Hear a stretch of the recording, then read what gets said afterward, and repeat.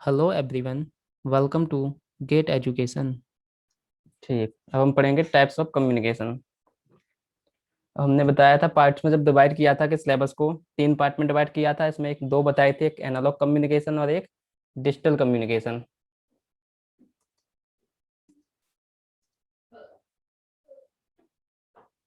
पहला लिखो analogue communication. Analogue communication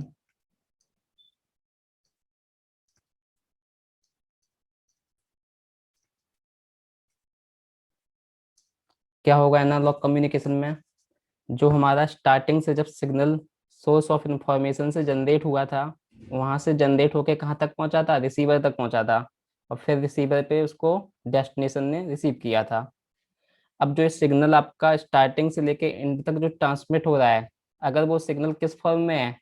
analogue form में है, तो उस टाइप के कम्युनिकेशन को हम क्या बोलेंगे? Analogue communication. यानी कि जहाँ से सिग्नल जनरेट हुआ है और फाइनली जहाँ पे रिसीव हुआ है, तो इस टाइप के अगर वो सिग्नल आपका एनालॉग है और कंटिन्यूअस है, तो उसको हम क्या बोलते हैं? Analogue communication. तो एनालॉग कम्युनिकेशन के लिए सिग्नल्स का कंटिन्यूअस फॉर्म में होना जरूरी है। उस टाइप की कम्युनिकेशन को हम बोलते हैं एनालॉग कम्युनिकेशन। तो लिखो इसमें, in this in this the nature of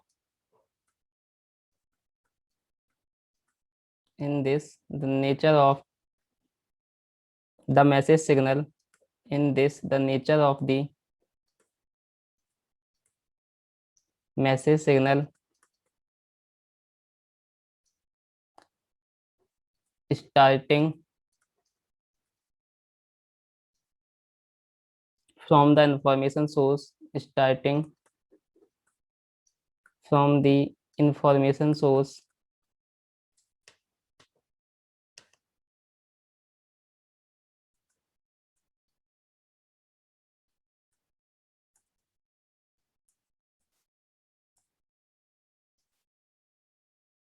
to the destination।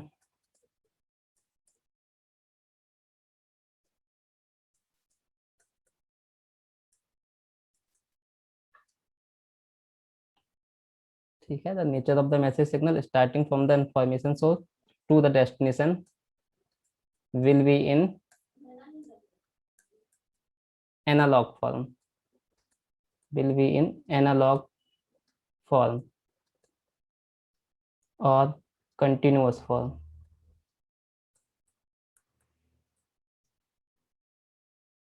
ठीक है, मतलब जो सिग्नल का सेकंड लिखो। सेकंड में क्या था आपका? Digital communication.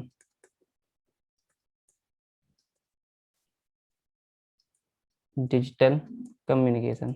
अब डिजिटल कम्युनिकेशन खुद से सोच सकते हो तुम लोग। डिजिटल कम्युनिकेशन में क्या हो जाएगा? जो आपका मैसेज सिग्नल है वो किस फॉर्म में होना चाहिए? वो आपका डिजिटल फॉर्म में होना चाहिए और डिस्क्रीट फॉर्म में होना चाहिए। तो लिख लो इसमें भी, in this the nature of the message signal. In this the nature of the message signal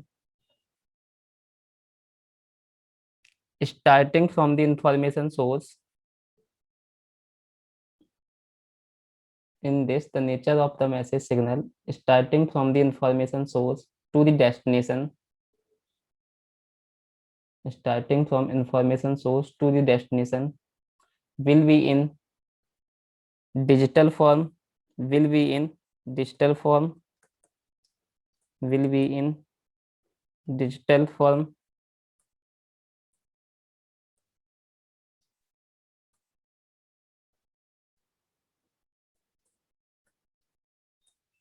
और discrete form।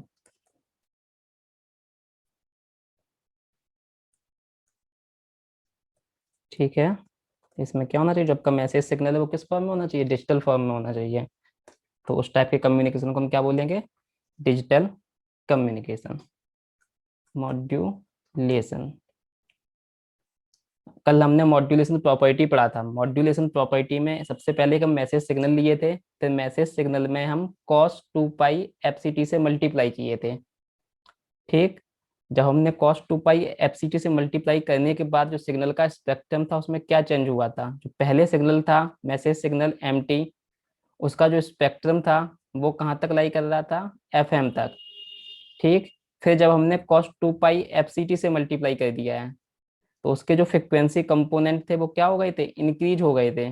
एफएम से कहाँ तक पहुंच गया था, एफसी प्लस एफएम पे। तो यानी कि हमने क्या किया था मॉड्यूलेशन में, फ्रिक्वेंसी को शिफ्ट किया था from lower region to higher region. तो उस चीज को हम क्या बोलते हैं, module. It shifts the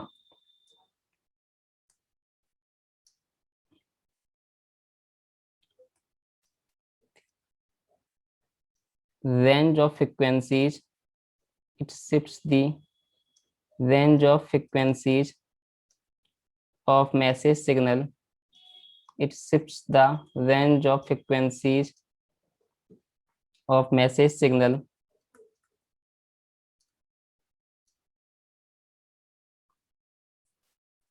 to a higher frequency region, to a higher frequency,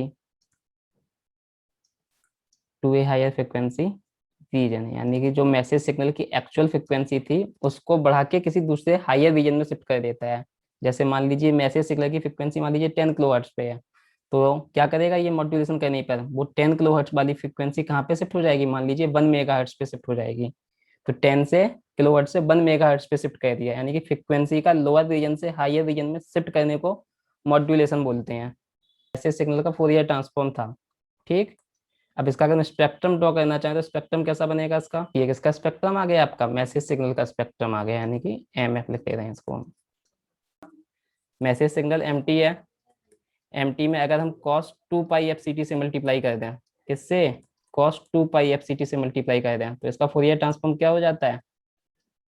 जैसे एम टी का फोरियर ट्रांसफॉर्म मैंने एम एफ निकाल रखा है, एम एफ ये रहा, तो क्या हो जाएगा, M F minus F C plus के M F plus F C, ये हो गया। अब इसको ड्रॉ कर लो, प्लॉट बना लो इसका, कैसा प्लॉट आएगा इसका, देखो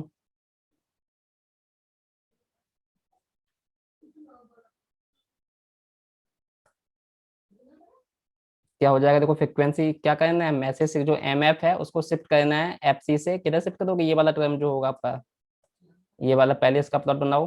क्या होगा, फ्रिक्वेंसी के हर टर्म को किससे ऐड कर दोगे, एफ सी से ऐड कर दोगे। तो हर टर्म को एफ सी से ऐड कर दो, देखो क्या प्लॉट बन जाएगा। हर टर्म को क्या करना है, एफ सी से ऐड करना है। तो एक इम्पल्स कहाँ आएगा, एफ एम पे था, उसमें एफ सी ऐड करोगे।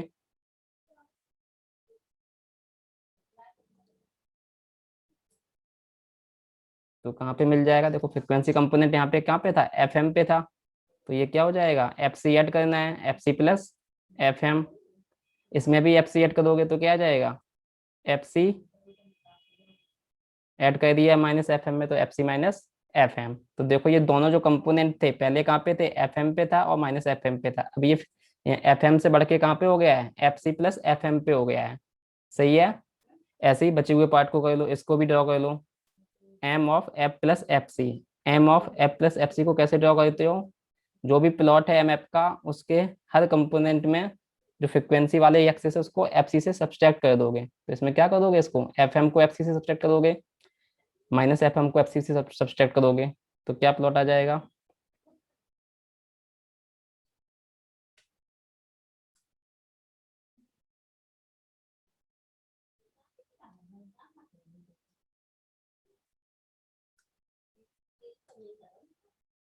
कहाँ पे हो जाएगा, कितनी वैल्यू, एफ एम, क्या करना है, इस वाले को ड्रॉ कर रहे हैं, हर वैल्यू को एफ सी से सब्सट्रैक्ट कर दोगे तो कितना बचेगा, F M minus F C. तो एक इम्पल्स आ जाएगा आपका,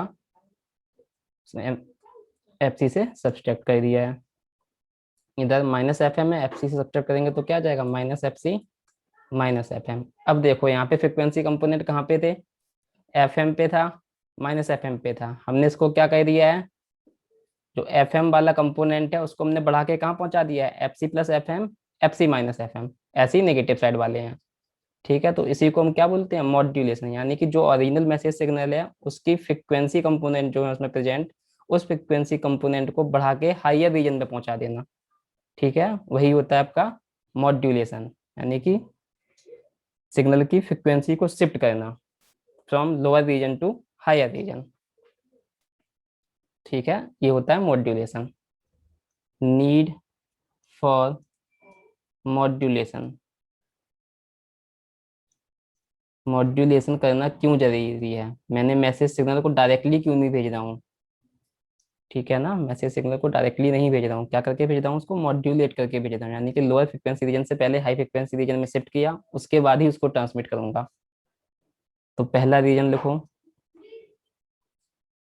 to reduce the height of the antenna, to reduce the height of the antenna,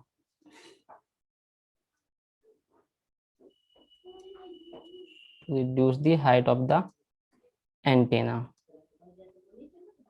अगर आपका वायरलेस कम्युनिकेशन है तो वायरलेस कम्युनिकेशन के लिए क्या चाहिए? एंटीना चाहिए। एंटीना से ही सिग्नल ट्रांसमिट होता है, कहाँ पे? फ्री स्पेस में। तो वो एंटीना की कुछ हाइट होती है, हाइट से मतलब होता है कि एंटीना की डायमेंशन क्या है या एंटीना की लेंथ क्या है। ठीक है, तो वो हाइट आपकी ऐसी होनी चाहिए जिससे क्या कर सके, एंटीना को डिजाइन कर सकें। ठीक है, यानी कि जैसे अगर मैं बोलूँ एंटीना की हाइट 5 किलोमीटर है, तो क्या पॉसिबल है एंटीना को डिजाइन करना 5 किलोमीटर का एंटीना? नहीं है पॉसिबल। 5 किलोमीटर का एंटीना कैसे पॉसिबल करोगे, कैसे डिजाइन करोगे, कैसे लगाओगे? तो पॉसिबल ही नहीं है। 5 किलोमीटर तो कितनी लार्ज डिस्टेंस है, इतना लंबा एंटीना कोई बना ही नहीं सकता है, डिजाइन ही नहीं हो पाएगा। तो इसके लिए क्या होना चाहिए, एंटीना की जो हाइट है वो कम होनी चाहिए, कुछ मीटर्स में, या मीटर्स का कुछ फ्रैक्शन हो, बहुत ही छोटी मीटर से 0.5 मीटर हो। 0.5 मीटर तो बहुत छोटा है, सेंटीमीटर में हो, इंच में हो। ठीक है, तो यानी कि एंटीना की हाइट बहुत छोटी होनी चाहिए जिससे उसको हम डिजाइन करके लगा सकें। जैसे मोबाइल के में अंदर भी एंटीना होता है, तो वो तो बहुत छोटा है, तभी तो मोबाइल के अंदर है वो। ठीक है ना, तो अब जैसे 5 किलोमीटर का एंटीना होगा, फिर कैसे लगा लोगे कहीं किसी चीज में? तो इसीलिए एंटीना की हाइट बहुत छोटी रखनी चाहिए। तो उसके लिए सबसे पहला काम जरूरी होता है कि जो सिग्नल की फ्रिक्वेंसी है वो बहुत ज्यादा हाई होनी चाहिए, तभी एंटीना की जो लेंथ होगी या हाइट होगी वही ये बहुत कम रेंज में आएगी। अगर आप फ्रिक्वेंसी कम रखोगे तो एंटीना की हाइट बहुत ज्यादा हो जाएगी। ठीक, अब जो आपकी एंटीना की हाइट होती है, हाइट और length of the antenna, antenna की जो हाइट होनी चाहिए that should be approximately equals to λ/4 होनी चाहिए। कितनी होनी चाहिए? λ/4 या इसका कोई मल्टीपल, यानी कि लैम्डा के अराउंड लेंथ आनी चाहिए। ठीक है, तभी वो एंटीना की जो हमारा डिजाइन होगा तभी पॉसिबल होगा।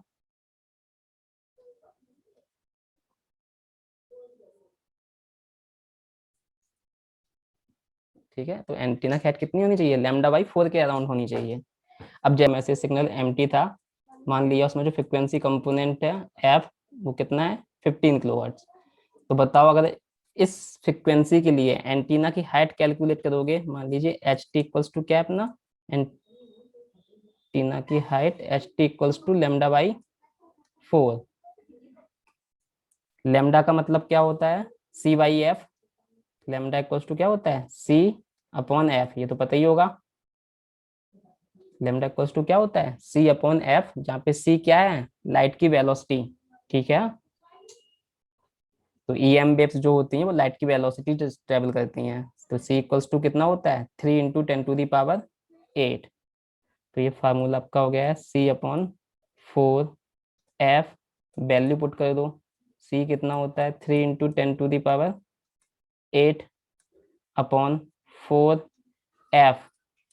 F कितना है? 15 किलोहर्ट्ज। 15 किलोहर्ट्ज। सॉल्व करके बताओ कितना आएगा ये? 3 × 10⁻³ सिर्फ 3 कैंसिल हो जाएगा, पावर 5 बचेगी, और ये हो जाएगा। तो ये कितना बचेगा? 3 × 10⁴/6। 3 × 2 = 6, तो ये आ जाएगा 10,000/2, यानी कि 5 5,000 मीटर। 500 हाँ, यानी कि 5 किलोमीटर। अब देखो, जब आपकी फ्रिक्वेंसी हमने कितना लिया था, जब फ्रिक्वेंसी हमने कितना लिया है? 15 किलोहर्ट्ज। तो एंटीना की हाइट कितनी आ रही है? 5 किलोमीटर। ठीक है, क्या 5 किलोमीटर का एंटीना डिजाइन करना पॉसिबल है? नहीं है ना। 5 किलोमीटर, किलोमीटर में समझ रहे हो ना? तो इतना लंबा एंटीना कैसे डिजाइन करोगे? 5 किलोमीटर तो चलते ही जाओगे, आप डिजाइन ही नहीं कर पाओगे, ठीक है ना। डिजाइन कर भी लिए तो लगाओगे कैसे उसको? ठीक है, तो ये वाली जो हाइट है आपकी नॉट प्रैक्टिकली पॉसिबल। तो यानी कि आप अगर फ्रिक्वेंसी कम रखोगे तो वायरलेस कम्युनिकेशन नहीं कर पाओगे। ठीक है, अगर फ्रिक्वेंसी कम रहेगी तो वायरलेस कम्युनिकेशन नहीं कर पाओगे, क्योंकि वायरलेस कम्युनिकेशन के लिए आपको क्या चाहिए? एंटीना चाहिए। और एंटीना चाहिए तो एंटीना की हाइट प्रैक्टिकली डिजाइन करना पॉसिबल होना चाहिए। तो फ्रिक्वेंसी कम है तो एंटीना की हाइट बहुत ज़्यादा आ रही है, तो प्रैक्टिकली पॉसिबल है ही नहीं एंटीना को डिजाइन करना। तो इसीलिए वायरलेस कम्युनिकेशन के लिए आपके लिए सबसे पहला एसेंशियल काम हो जाता है कि आपको मॉड्यूलेशन करना ही पड़ेगा, तभी आप एंटीना डिजाइन कर पाओगे। Not practically possible. ठीक है, तो लो फ्रिक्वेंसी में एंटीना की हाइट बहुत ज़्यादा आ रही है, तो इसीलिए एंटीना डिजाइन नहीं कर पाओगे, तो फिर आपका वायरलेस कम्युनिकेशन नहीं हो पाएगा। तो हमको क्या करना पड़ेगा? आप एंटीना की हाइट कैसे रिड्यूस कर सकते हैं? अब क्योंकि देखो यहाँ पे height inversely proportional to F है, तो अगर हम एफ की वैल्यू बढ़ा दें तो एंटीना की हाइट कम होती जाएगी। तो ठीक है ना, अब एफ की वैल्यू कैसे बढ़ाएंगे? वो मॉड्यूलेशन के थ्रू बढ़ाएंगे, अभी पीछे देखा है हमने। आफ्टर मॉड्यूलेटिंग, आफ्टर मॉड्यूलेशन, जो फ्रिक्वेंसी एफ है वो मैं मान ले रहा हूँ आपका कितना, 100 मेगाहर्ट्ज मान लीजिए। हमने जो पहले कितना था 15 किलोहर्ट्ज, 15 किलोहर्ट्ज को बढ़ा के जो F C plus F M था उसको मैंने कर दिया है 100 मेगाहर्ट्ज। कितना कर दिया? 100 मेगाहर्ट्ज। तो निकालो इसके लिए एंटीना हाइट कितनी आएगी, सब लोग निकालो खुद से। एच टी इक्वल्स टू क्या है? सी अपॉन 4 एफ। सी सेम है 3 × 10⁸ 8 ऑन 4 × एफ कितना है? 100 मेगाहर्ट्ज। मेगा का मतलब 10⁶। तो कितना हो जाएगा ये टोटल पावर 8 हो गई, 8 से 8 कैंसिल हो गया, ये 3/4 यानी कि 0.75 मीटर। ठीक है, अब देखो कहाँ 5 किलोमीटर की हाइट का एंटीना था और कहाँ कितना बचा है? सिर्फ आपका सिर्फ कितना रह गया है? 0.75 मीटर। अब बताओ 0.75 मीटर का एंटीना डिजाइन तो हो जाएगा, कोई दिक्कत नहीं है, बहुत छोटा सा है, 1 मीटर से भी कम है ये तो। ठीक है, यानी कि ये प्रैक्टिकली पॉसिबल है डिजाइन करना एंटीना को, practically possible.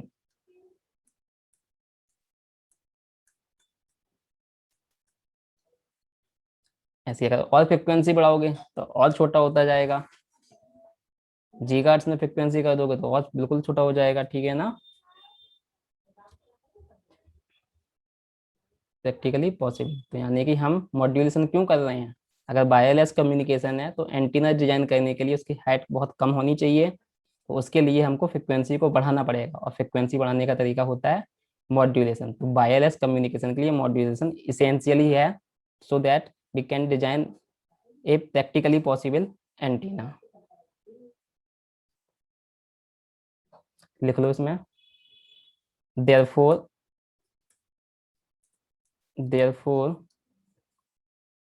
modulation is essential, therefore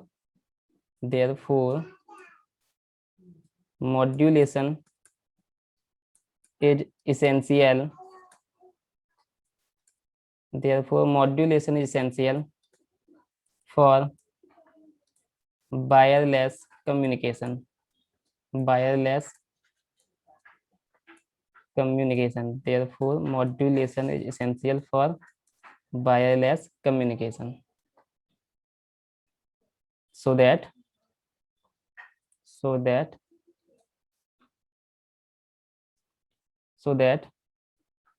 the height of the antenna, so that the height और लेंथ ही बोलते हैं कि मतलब हाइट और लेंथ का, हाइट और लेंथ ऑफ द एंटीना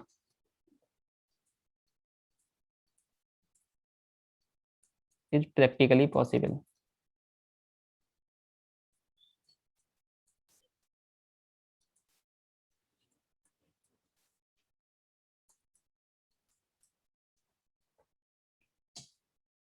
तो पहला रीजन सबको आ गया समझ में कि एंटीना की हाइट की वजह से हमको क्या करना पड़ता है, मॉड्यूलेशन करना पड़ता है।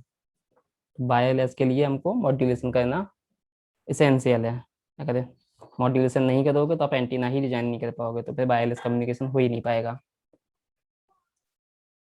Possibility for long distance communication, possibility for long distance communication.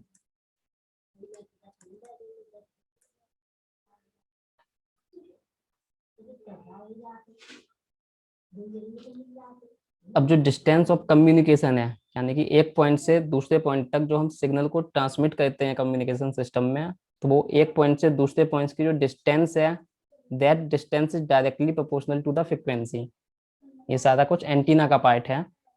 जैसे एंटीना की हाइट मैंने लिखा था एच टी इक्वल्स टू λ/4, वो सब कुछ एंटीना में पढ़ेंगे कि हाइट इतनी क्यों होनी चाहिए। ऐसे ही आपका जो डिस्टेंस है, that distance should be proportional to the frequency of the message signal. अब बताओ, फ्रिक्वेंसी जितनी ज़्यादा होगी डी भी उतना ही बड़ा होगा, ठीक है। तो इसलिए भी मॉड्यूलेशन आपका एसेंशियल है। अगर आपने फ्रिक्वेंसी कम रखी थी तो मॉड्यूलेशन की जो क्या नाम कम्युनिकेशन की डिस्टेंस थी वो कम रहती। तो हमने क्या किया, मॉड्यूलेशन किया है। तो मॉड्यूलेशन करने से क्या इंक्रीज हो जाएगा, फ्रिक्वेंसी इंक्रीज हो जाएगी। जब फ्रिक्वेंसी इंक्रीज हो जाएगी और डी इसके क्या है, प्रोपोर्शनल है, तो डिस्टेंस ऑफ कम्युनिकेशन भी आपका बढ़ जाएगा। सही है,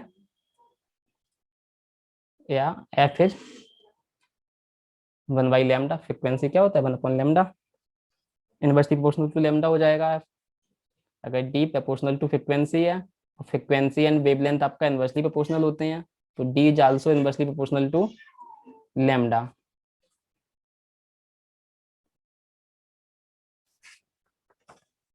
ठीक है, तो फ्रिक्वेंसी ज्यादा होगी, डिस्टेंस ऑफ कम्युनिकेशन ज्यादा होगा, यानी कि लो फ्रिक्वेंसी सिग्नल।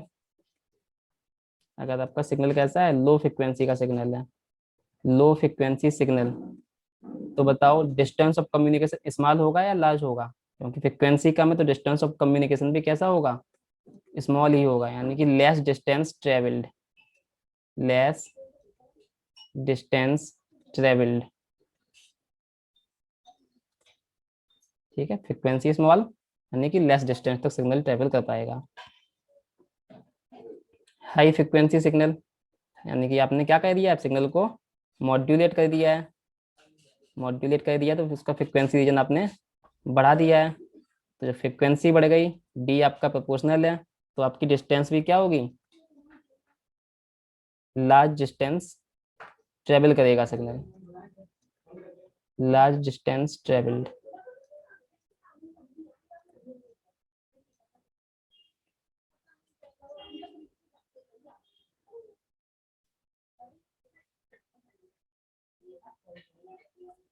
तो ये दो रीजन हो गए, पहला एंटीना हाइट, दूसरा possibility of long distance communication. Third region लिखते हैं, थर्ड रीजन देखो ये भी इंपॉर्टेंट है अपना,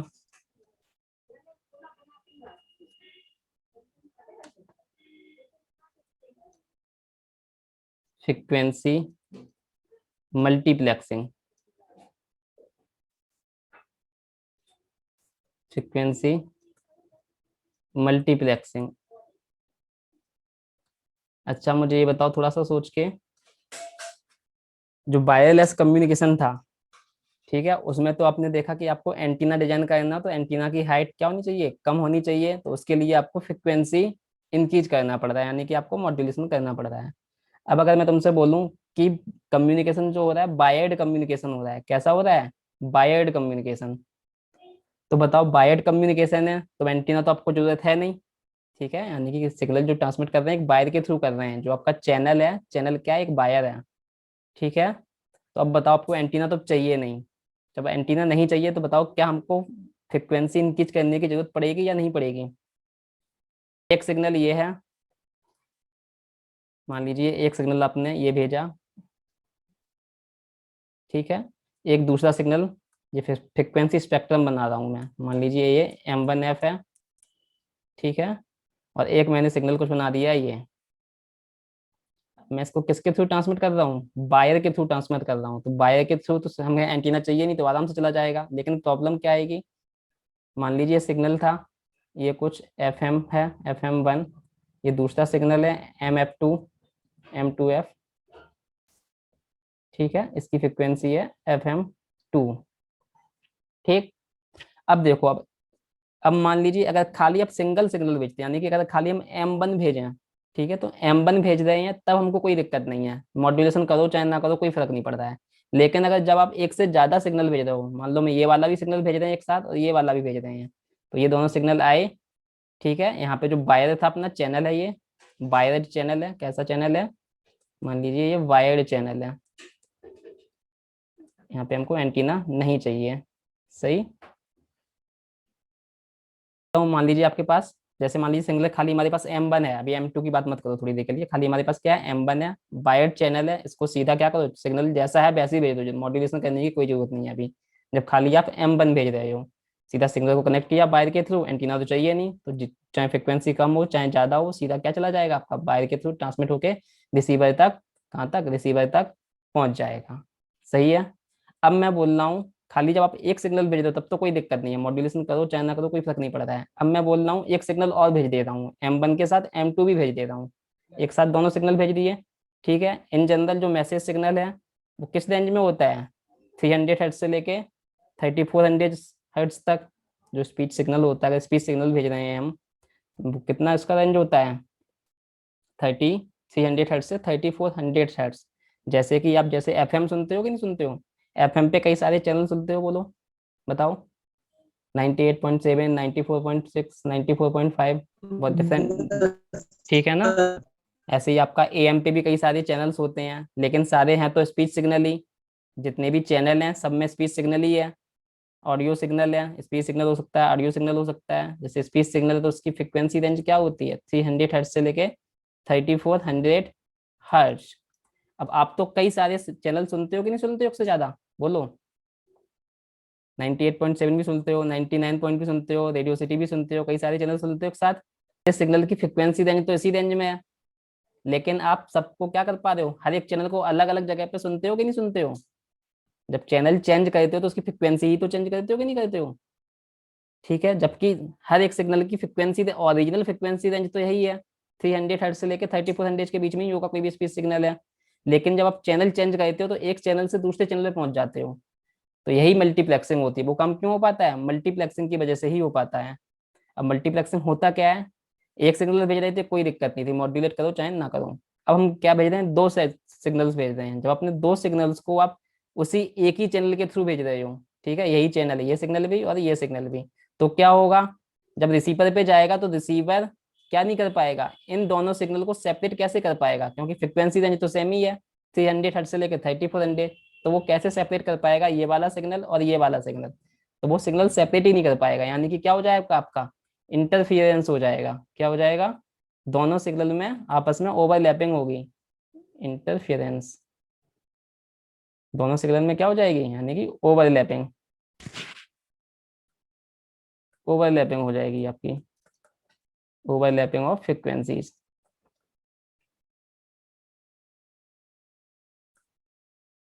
ओवरलैपिंग ऑफ फ्रिक्वेंसी।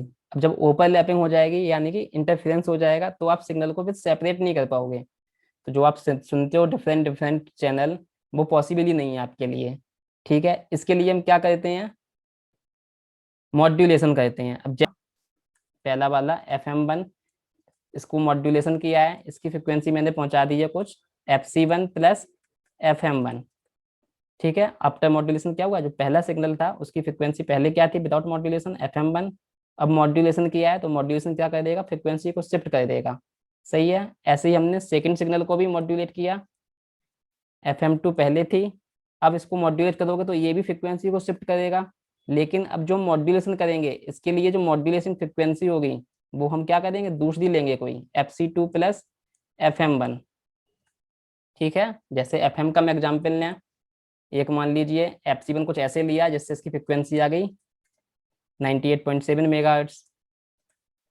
ठीक है। दूसरा सिग्नल M2 को मैंने मॉड्यूलेट किया, अब हमने क्या लिया, करियर फ्रिक्वेंसी डिफरेंट रखी है, जिससे क्या हो जाए, रीजन ऑफ सेपरेशन काफी ज्यादा हो जाए, तो मान लीजिए आपका आ गया है 99.8 आ गया है, ठीक है, ठीक। अब जो FM सिग्नल होता है उसकी बैंडविड्थ होती है 200 किलोहर्ट्ज, FM सिग्नल है, उसकी बैंडविड्थ होती है कितनी, 200 किलोहर्ट्ज। ये आगे बताएंगे, अभी अभी इस पे ज़्यादा फोकस मत करो। अब मैंने क्या कह लिया, देखो यहाँ पे जो सिग्नल था जिसकी पहले FM1 और FM2 दोनों किस रेंज में थे आपके, 300 हर्ट्ज से लेके 3400 की रेंज में थे कि नहीं थे।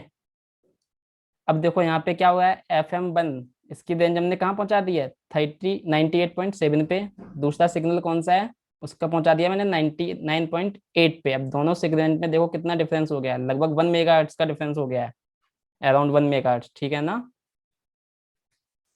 तो काफी डिफरेंस हो गया। तो दोनों सिग्नल कहाँ मिलेंगे, अब जो रिसीवर पे सिग्नल रिसीव होंगे, मान लीजिए FM1 आपसे इस टाइप से लिया था मैंने, तो FM1 मान लीजिए ये आपका आ गया है 98.7 मेगाहर्ट्ज पे।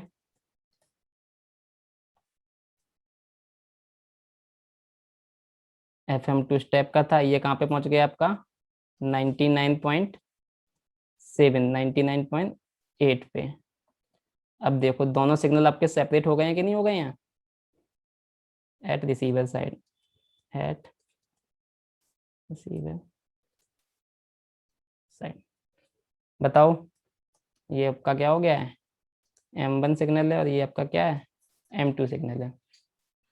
अब दोनों क्या कह लिया आपने, मॉड्यूलेशन के थ्रू दोनों आपने सेपरेट कर लिया, जबकि पहले इधर विदाउट मॉड्यूलेशन क्या था, देखो दोनों इसी रेंज में थे, दोनों ओवरलैप कर रहे थे। अब यहाँ पे देखो दोनों ओवरलैप नहीं कर रहे हैं। ये किसकी वजह से पॉसिबल हो पाया, मल्टीप्लेक्सिंग की वजह से। इसी प्रोसेस को हम बोलते हैं क्या, मल्टीप्लेक्सिंग।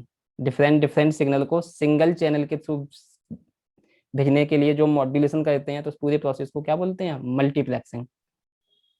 अब आप जब आपने नए अपना FM किस पे ट्यून किया, 98.7 पे ट्यून किया, तो 98.7 वाला चैनल आपको मिला। फिर जब आपने उसकी ट्यूनिंग चेंज कर दी, ट्यूनिंग कहाँ पे पहुंचा दी, 99.8 पे पहुंचा दी, तो आपको 99.8 वाला चैनल मिला। तो अब यहाँ पे दोनों सिग्नल का ओवरलैपिंग नहीं हो रही है फ्रिक्वेंसीज की, यानी कि कोई इंटरफेरेंस नहीं हुआ है, तो यानी कि सिग्नल इजिली आपका रिसीव हो जाएगा अलग अलग ट्यूनिंग स्टेशन पे। It is the process of it is the process of transmitting it is the process of transmitting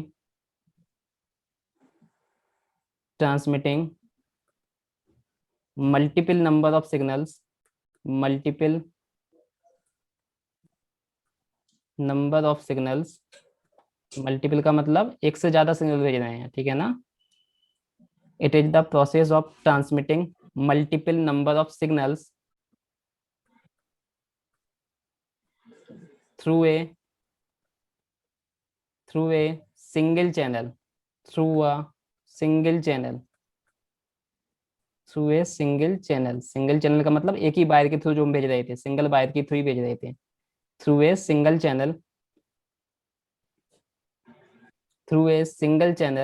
at the same time, through a single channel at the same time,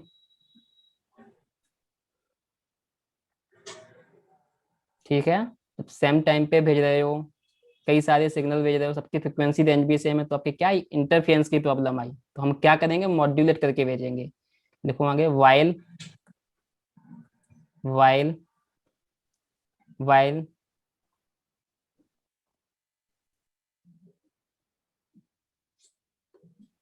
while shifting the frequency range of each signal, while shifting the frequency range of each signal,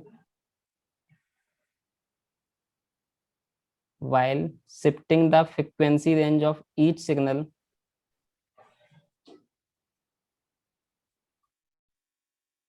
while shifting the frequency range of each signal to a different frequency range, to a different frequency range, to a different frequency range.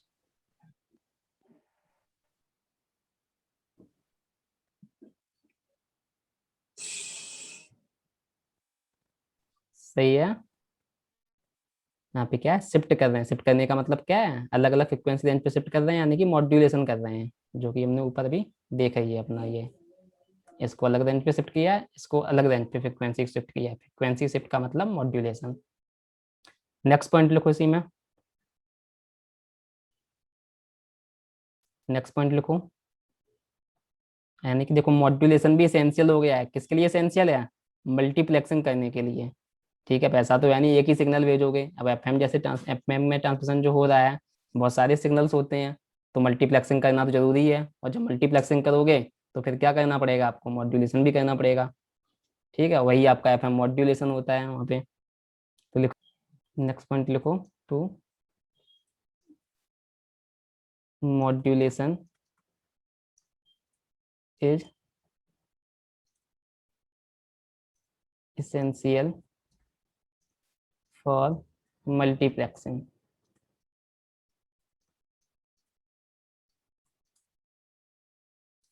Modulation essential for multiplexing.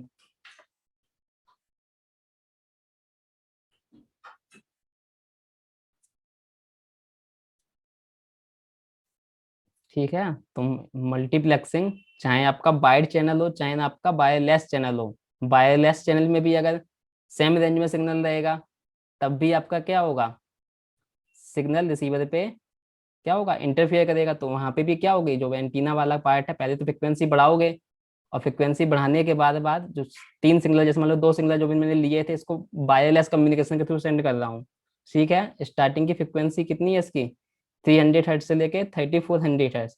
अब जब इस signal को modulate करेंगे दोनों को, तो ऐसा नहीं है जैसे एक को हमने मॉड्यूलेट कर दिया है, मान लीजिए FC1 पे मॉड्यूलेट कर दिया है, दूसरे को भी अगर FC1 पे मॉड्यूलेट कर देंगे तो एंटीना की हाइट तो कम हो जाएगी, लेकिन क्योंकि आपने दोनों को सेम फ्रिक्वेंसी से मॉड्यूलेट किया है तो आपका क्या रहेगा? ओवरलैपिंग होगी नहीं होगी? बोलो। In wired communication, in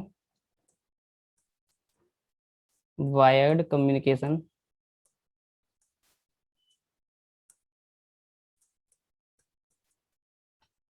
in wired communication, communication modulation is used for multiplexing. Modulation used for multiplexing.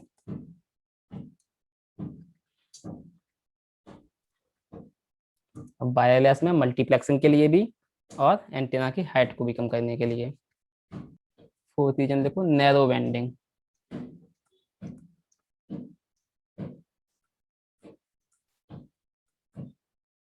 Modulation हम किसके लिए करते हैं? सिग्नल को नैरो बैंड बनाने के लिए।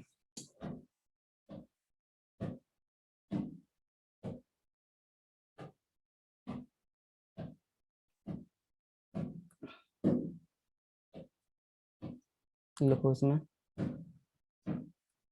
मॉड्यूलेशन कन्वर्ट्स मॉड्यूलेशन कन्वर्ट्स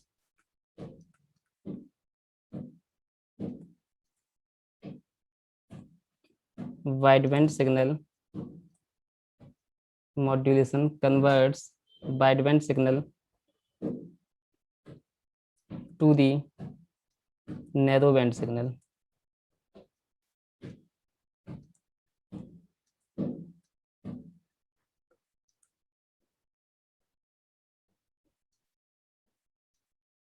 जैसे मान लीजिए हमने मैसेज सिग्नल आपका सबसे सिंपल वाला मैसेज सिग्नल लिया है, मान लीजिए 0 से लेके FM तक है, सही है, ऐसे इधर -FM। ठीक, ये अपना क्या है? MF है, सही है। अब देखो इसकी हाईएस्ट फ्रिक्वेंसी कितनी है, बताओ मुझे। हाईएस्ट फ्रिक्वेंसी कितनी है सिग्नल की, बताओ। हाईएस्ट फ्रिक्वेंसी क्या है? FF। उसके बाद तो देखो सिग्नल 0 है। लोएस्ट फ्रिक्वेंसी क्या है? जहाँ से स्टार्ट हुआ है।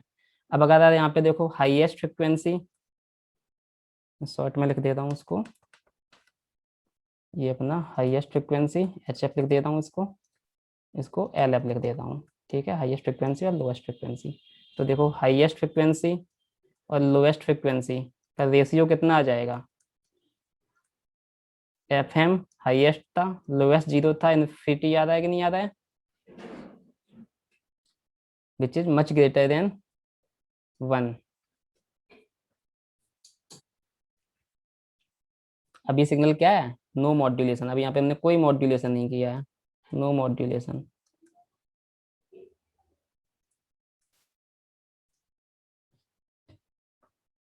तो देखो हाईएस्ट फ्रिक्वेंसी और लोएस्ट फ्रिक्वेंसी का जो रेशियो आ रहा है क्या आ रहा है?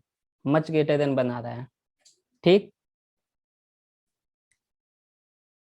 तो यानी कि जब आपका हाईएस्ट फ्रिक्वेंसी कोई भी सिग्नल है, उसका फ्रिक्वेंसी जो स्पेक्ट्रम है उसमें जो हाईएस्ट फ्रिक्वेंसी और लोएस्ट फ्रिक्वेंसी का रेशियो है वो क्या रहे, मच ग्रेटर देन 1 रहे। क्या रहे, मच ग्रेटर देन 1 रहे। तो उस कंडीशन को हम क्या बोलते हैं, this is the condition for wide band signal. क्या बोलेंगे इसको, wide band signal, wide band signal. जैसे फॉर एग्जांपल मैं स्पीच सिग्नल लेता हूँ,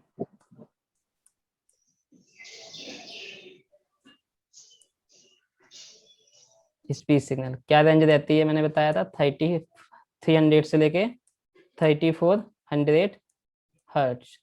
सही है। तो अगर इसके लिए highest frequency upon lowest frequency का रेशियो निकालें तो क्या आएगा, हाईएस्ट फ्रिक्वेंसी कितनी हो सकती है, 34 हो सकती है। लोएस्ट फ्रिक्वेंसी कितनी है, 300। क्या आएगा यहाँ पे, 34 डिवाइड बाई 3 कितना आ जाएगा ये, 1133, which is also much greater than 1।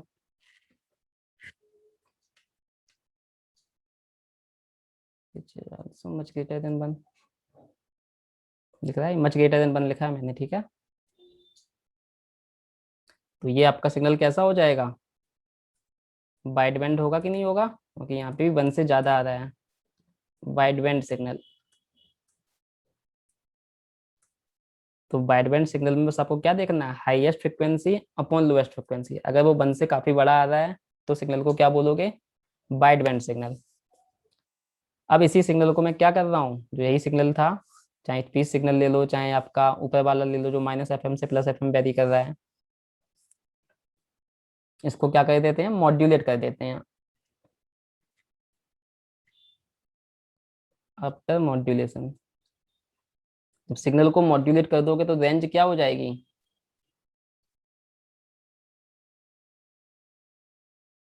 खाली पॉजिटिव कंपोनेंट ड्रॉ कर रहा हूं मैं।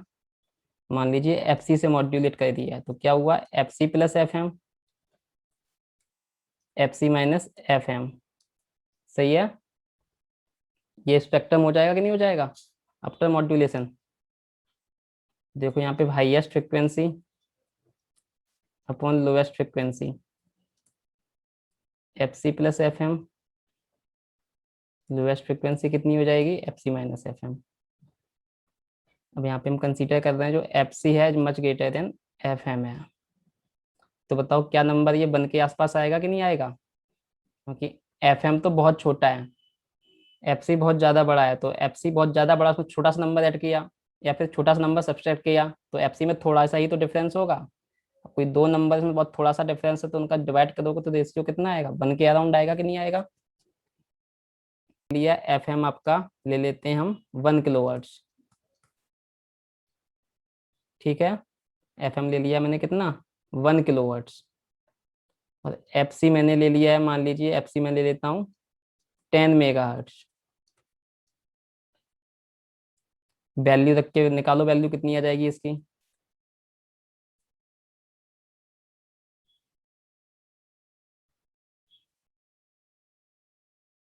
Ten mega + 1 kilo divide by 10 mega - 1 kilo. Solve करो, देखो अप्रोक्सीमेटली बनाएगा। 10 मेगा को मैं लिख दे रहा हूँ, क्या लिख सकता हूँ, 10,000 किलो कर सकता हूँ कि नहीं कर सकता हूँ।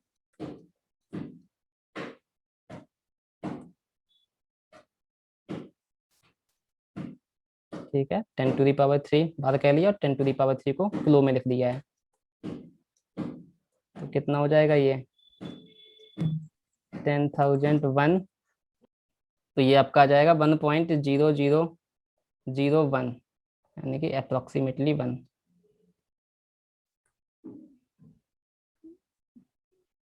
ये किसके लिए कंडीशन है आपकी आ गई, इसको बोलते हैं नैरो बैंड सिग्नल। तो जब आपका highest frequency upon lowest frequency का रेशियो 1 के अराउंड रहे तो वो सिग्नल कैसा होता है, नैरो बैंड सिग्नल होता है। तो यानी कि हमने मॉड्यूलेशन से क्या हो गया सिग्नल, जो आपका सिग्नल वाइड बैंड था, यानी कि highest frequency to lowest frequency का रेशियो मच ग्रेटर देन 1 था, उसको मैंने किस में कन्वर्ट कर दिया है मॉड्यूलेशन के बाद, नैरो बैंड सिग्नल में। अब ऐसा कर क्यों रहे हैं, देखो उसके लिए रीजन। मान लीजिए हमने चैनल लिया है, चैनल यानी कि जिसके थ्रू सिग्नल आपका ट्रांसमिट हो रहा है ट्रांसमीटर से रिसीवर पे। मान लीजिए उस चैनल की बैंडविड्थ आपकी 1 मेगाहर्ट्ज है। बैंडविड्थ क्या है, 1 मेगाहर्ट्ज है। ठीक, एक आप मैसेज सिग्नल ट्रांसमिट कर रहे हो उस चैनल के थ्रू, मैसेज सिग्नल ट्रांसमिट कर रहे हो उस चैनल के थ्रू, और मैसेज सिग्नल ट्रांसमिट कर रहे हो आप, और मैसेज सिग्नल की बैंडविड्थ मैं ले रहा हूँ 10 किलोहर्ट्ज। कितना ले रहा हूँ, 10 किलोहर्ट्ज, यानी कि 10 किलोहर्ट्ज का मैसेज सिग्नल हमको भेजना है एक चैनल जिसका फ्रिक्वेंसी बैंडविड्थ कितना है, 1 मेगाहर्ट्ज।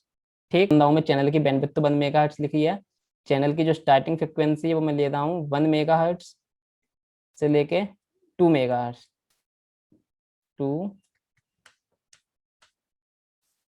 मेगाहर्ट्ज। ठीक है, जो चैनल की फ्रिक्वेंसी है वो 1 मेगाहर्ट्ज से 2 मेगाहर्ट्ज आ रही है, तो बैंडविड्थ कितनी हो गई, हाईएस्ट फ्रिक्वेंसी कितनी है 2 मेगाहर्ट्ज, लोएस्ट फ्रिक्वेंसी कितनी है 1 मेगाहर्ट्ज, 2 माइनस 1 यानी कि बैंडविड्थ कितनी आ गई 1 मेगाहर्ट्ज। ये क्या होगी, चैनल की बैंडविड्थ हो गई। सही है। अब मान लीजिए कोई सिग्नल था जो लोअर फ्रिक्वेंसी रीजन में था, पहले तो उसको आपको क्या करोगे, मॉड्यूलेट करोगे, मॉड्यूलेट करके कहाँ पहुंच जाएगा वो, इस वाली रेंज में पहुंच जाएगा। किस रेंज में, इस वाली रेंज में पहुंच जाएगा। ठीक है, तो अब चैनल के थ्रू सिग्नल आपका ट्रांसमिट हो पाएगा। तो मॉड्यूलेशन के थ्रू आपने पहले मैसेज सिग्नल की फ्रिक्वेंसी को चेंज किया जिससे वो चैनल के थ्रू ट्रांसमिट कर पाए। अब देखो सिग्नल की बैंडविड्थ है कितनी, 10 किलोहर्ट्ज, चैनल की बैंडविड्थ कितनी है 1 मेगाहर्ट्ज। मान लिया मैंने ये आपका पूरा चैनल है, ठीक है, ये मान लिया चैनल है, मान लीजिए यहाँ पे 1 मेगाहर्ट्ज है, यहाँ पे 2 मेगाहर्ट्ज है। ठीक है, टोटल बैंडविड्थ चैनल की कितनी हो गई 1 मेगाहर्ट्ज, यहाँ से यहाँ तक कितनी हो गई 1 मेगाहर्ट्ज। अब सिग्नल को मॉड्यूलेट कर दिया मैंने इसी रीजन में, कितनी जगह कवर की है इस सिग्नल ने, जो हमारा ये 10 किलोवाट का सिग्नल है ये कितनी जगह कवर कर रहा है, इसकी बैंडविड्थ कितनी है 10 किलोवाट, टोटल जगह आपके पास कितनी है 1 मेगाहर्ट्ज, क्योंकि चैनल की बैंडविड्थ कितनी है 1 मेगाहर्ट्ज। ठीक है, तो परसेंटेज में निकाल ले रहा हूं मैं कि ये चैनल कितना परसेंटेज कवर कर रहा है, यानी कि लिखूं यहाँ पे 10 kilohertz message signal, 10 kilohertz message signal occupies channel, कितने परसेंट, टोटल जगह कितनी थी 1 मेगाहर्ट्ज की, ये कितना ले रहा है 10 किलोहर्ट्ज, तो परसेंट में 100 से मल्टीप्लाई कर दिया, सॉल्व कर लो कितना आएगा ये, कि टोटल बैंडविड्थ का सिर्फ 1% ही कवर कर रहा है मैसेज सिग्नल। ठीक, अब 1% यानी कि बची हुई जगह कितनी बची है आपके पास, 99% जगह बची है, तो यानी कि अगर हम 10 किलोवाट्स के और कितने सिग्नल ट्रांसमिट कर सकते हैं तो टोटल कितने सिग्नल हो गए, 100 सिग्नल ट्रांसमिट कर सकते हैं, बोलो। Therefore 100 message signal, 100 message signal can be transmitted, 100 message signal of 10 kilohertz of 10 kilohertz bandwidth can be transmitted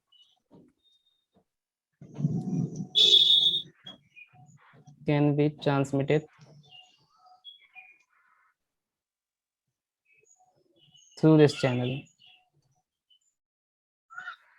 can be transmitted through this channel।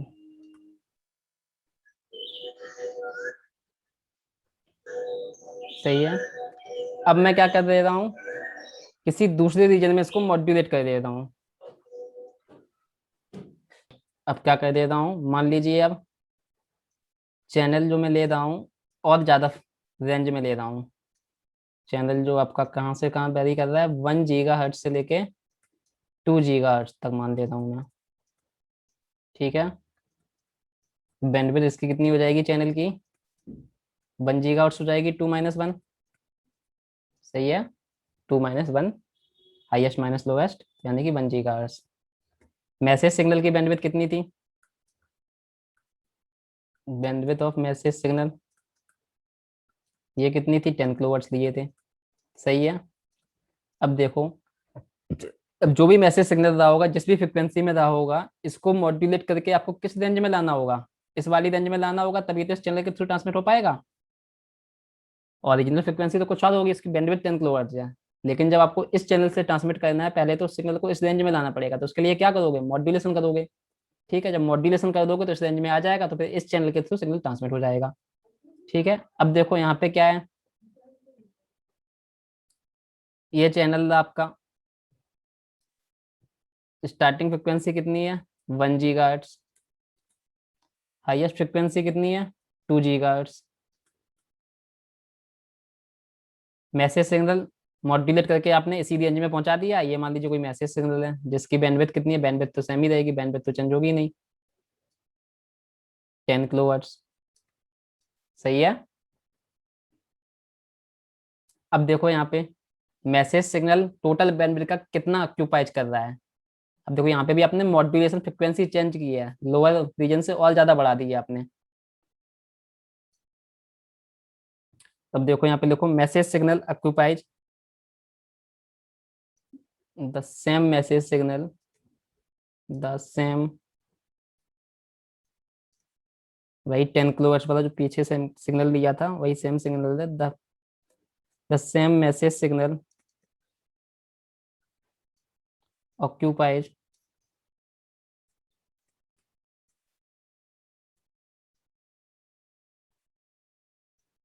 Channel. अब ये देखो कितना परसेंटेज कवर करेगा उस चैनल का, एक सिग्नल के लिए निकाल रहा हूँ। इसकी बैंडविड्थ कितनी है? 10 किलोहर्ट्ज। और चैनल की बैंडविड्थ थी कितनी? 1 गीगाहर्ट्ज। चैनल कितना था? 1 गीगाहर्ट्ज का था। तो 1 गीगा में सिर्फ कितना कवर कर रहा है? 10 किलो ही कवर कर रहा है। तब देखो यहाँ पे कितना आएगा, आप निकालो ये कितने परसेंट आ जाएगा। 10 के अपॉन 1 जी, तो ये हो जाएगा कितना आ जाएगा? 1/10⁻³ यानी कि 0.001%। ठीक है, देख लो आ गया इतना सबका। तो जब सिग्नल को आपने हायर फ्रिक्वेंसी से मॉड्यूलेट किया है, तो ये क्या कर रहा है? चैनल का सिर्फ कितने परसेंट ले रहा है? वही 10 किलोहर्ट्ज का सिग्नल, वो 0.001 मेगाहर्ट्ज परसेंट ही ले रहा है। यानी कि एक सिग्नल इतने परसेंट ले रहा है, तो यानी कि इसमें कितने सिग्नल ट्रांसमिट कर सकते हैं अब हम इसमें? देयरफॉर इतना कर दें इसमें कि 100 हो जाए। इसको 100% बनाने के लिए किससे मल्टीप्लाई कर दे? इसमें 10⁵ से मल्टीप्लाई कर दो, यानी कि 10⁵ सिग्नल्स ट्रांसमिट कर सकते हैं हम इसमें। देखो कितना हो जाएगा, ये 0.001, क्या सिर्फ इतने परसेंट कवर कर रहा है। टोटल बचा हुआ परसेंट यानी कितने से मल्टीप्लाई करना कि 100% हो जाए? 10⁵ से मल्टीप्लाई कर दो तो 100% हो जाएगा। यानी कि इतने सिग्नल हम ट्रांसमिट कर सकते हैं इसमें। और पहले हम कितने सिग्नल ट्रांसमिट कर पा रहे थे?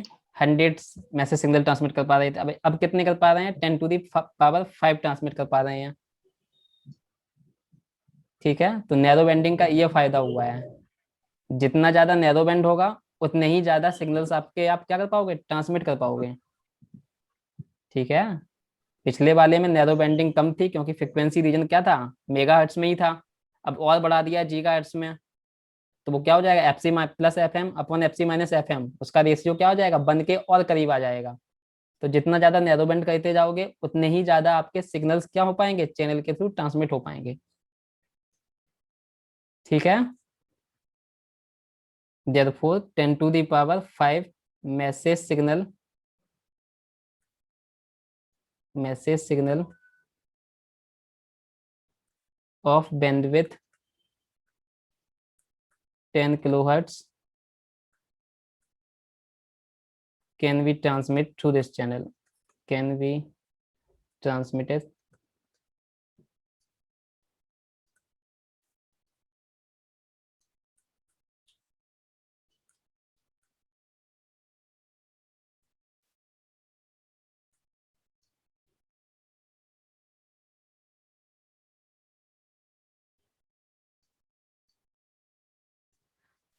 आ गया। Types of signal.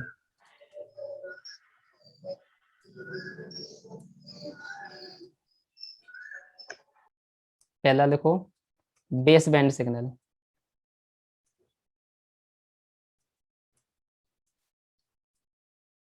Base band signal.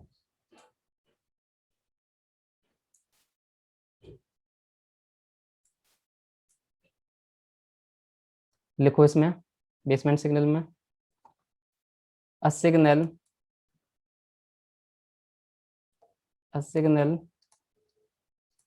whose spectrum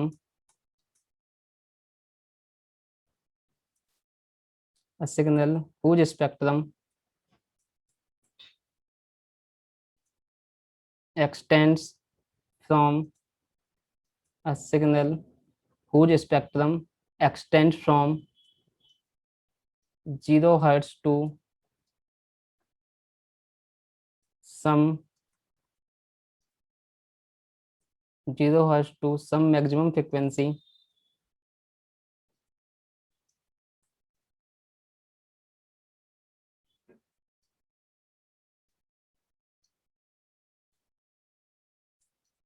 is called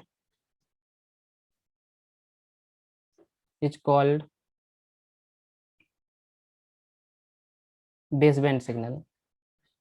Is called baseband signal.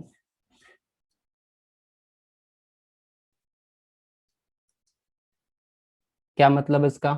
अभी जो मैंने पीछे पढ़ा वाइड बैंड और नैरो बैंड, वही मतलब है। वाइड बैंड का मतलब क्या था? Highest frequency upon lowest frequency का रेशियो क्या था? Much greater than 1। उसी को हम क्या बोल रहे थे? Wide band. वही क्या होता है आपका? Base band.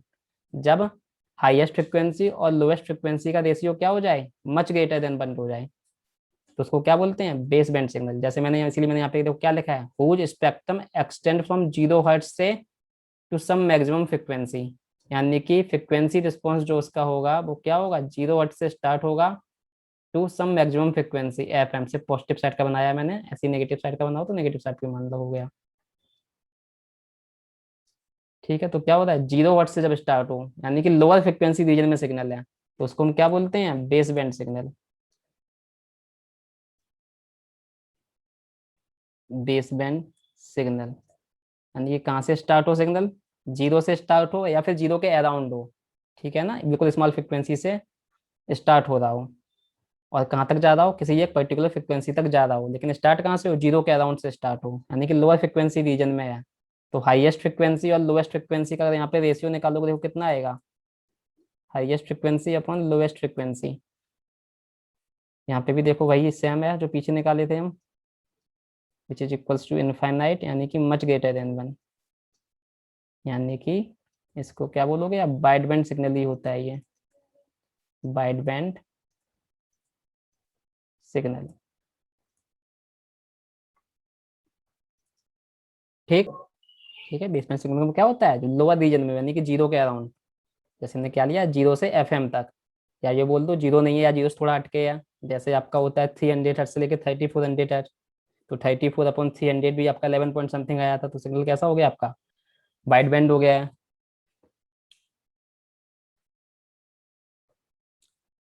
तो जब भी फ्रिक्वेंसी आपकी 0 से एफएम के बीच में हो, एफएम कुछ भी हो, तो उसको हम बोलते हैं बेस बैंड सिग्नल। सेकंड लिखो पास बैंड सिग्नल।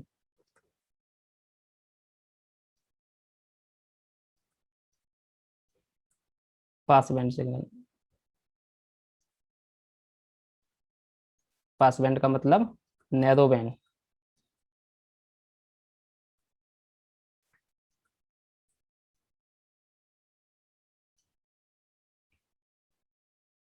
इसमें क्या होना चाहिए? हाईएस्ट फ्रिक्वेंसी रीजन में शिफ्ट कर दिया सिग्नल को आपको, तो यानी कि हाईएस्ट फ्रिक्वेंसी और लोएस्ट फ्रिक्वेंसी का रेशियो क्या हो जाएगा आपका?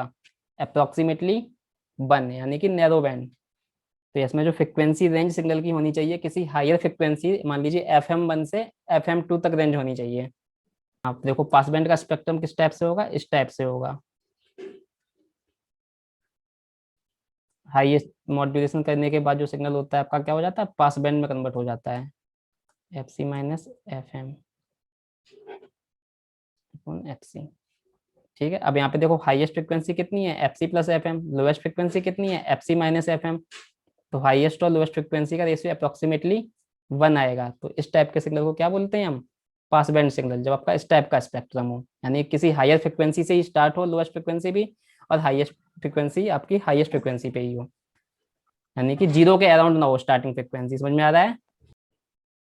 लिख लो पास बैंड की डेफिनेशन। सिग्नल, देखो इसमें, signal that have frequency spectrum, signal that have frequency spectrum, signal that have frequency spectrum, signal that have frequency spectrum extending from f1 to f2,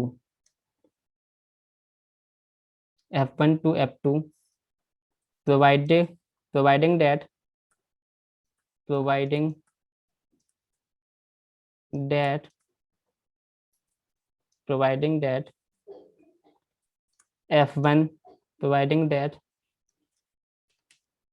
f1 is much greater than 0 hertz.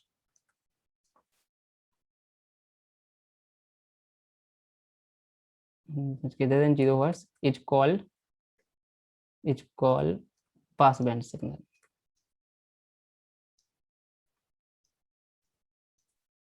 Is called pass band signal.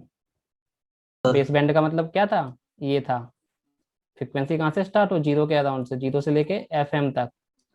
ठीक है, तो ये क्या है अपना base band signal है, base band signal है, सही है, बेस बैंड सिग्नल है। अब अगर मैं इसको क्या कर दूं, मॉड्यूलेट कर दूं, क्या कर दूं, मॉड्यूलेट कर दूं, modulate at carrier frequency FC, तो यही सिग्नल कहाँ से कहाँ पहुंच जाएगा,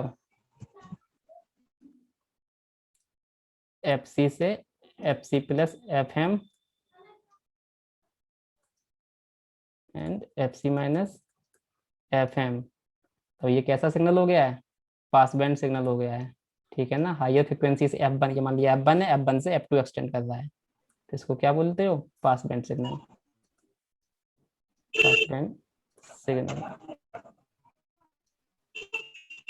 देख लो यहाँ से, मतलब base band signal after modulation, base band signal after modulation